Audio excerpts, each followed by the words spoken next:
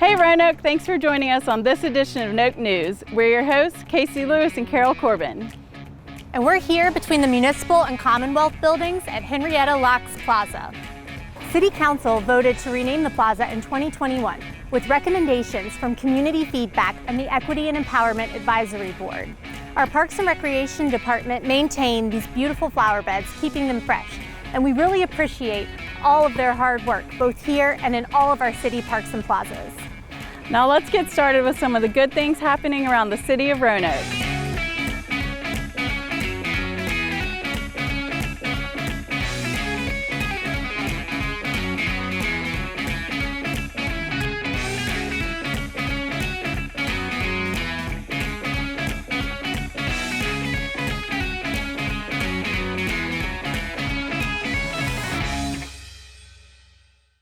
On August 25th, Mayor Lee gave the State of the City address where he reflected on the past year in Roanoke and looked forward to the city's future.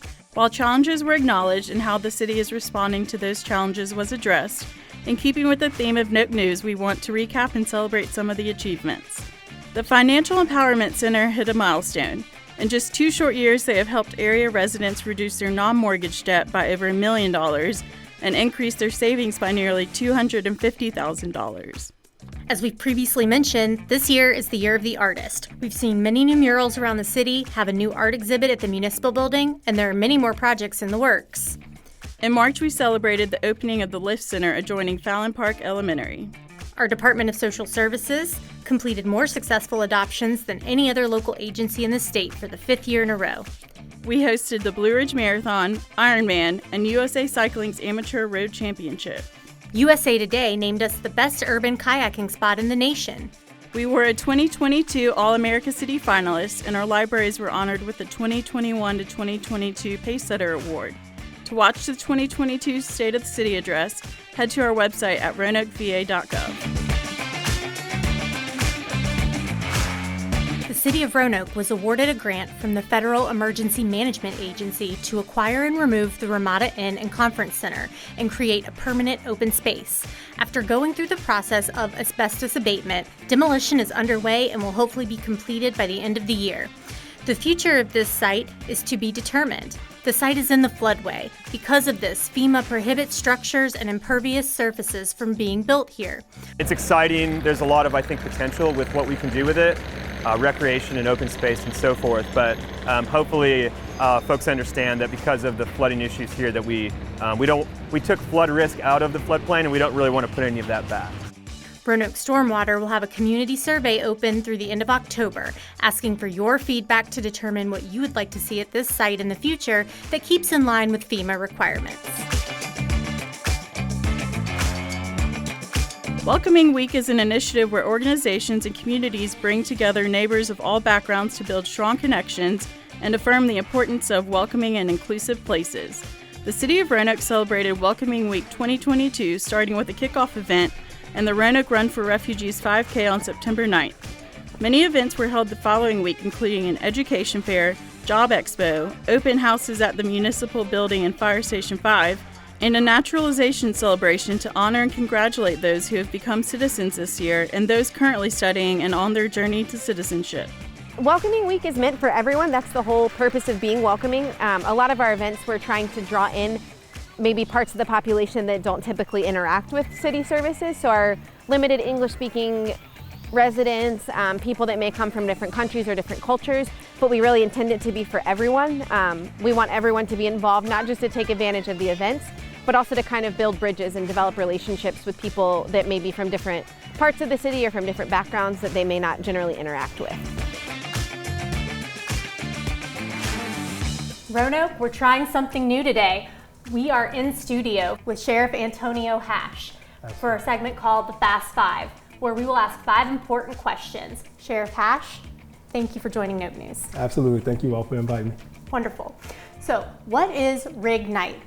So Rig Night is a program that we identified from another agency that's from Flint, Michigan. So Rig Night stands for Residents Individually Growing Naturally and Intentionally Through Education. Where did you hear about this program? We heard about this program, another sheriff's office called Genesee County in Flint, Michigan. They realized that they wanted to change the culture of incarceration. So I was scrolling through social media and trying to identify other sheriff's offices and how they progressed over the years. And I've seen some residents, they're inmates, but we call them residents now, right? So I saw their residents in caps and gowns. I say caps and gowns inside of a jail? But they understood that to change the mindset and the culture of people, that they needed to change it through education. And so they started Reignite. Wonderful. So what are you most excited about with Reignite?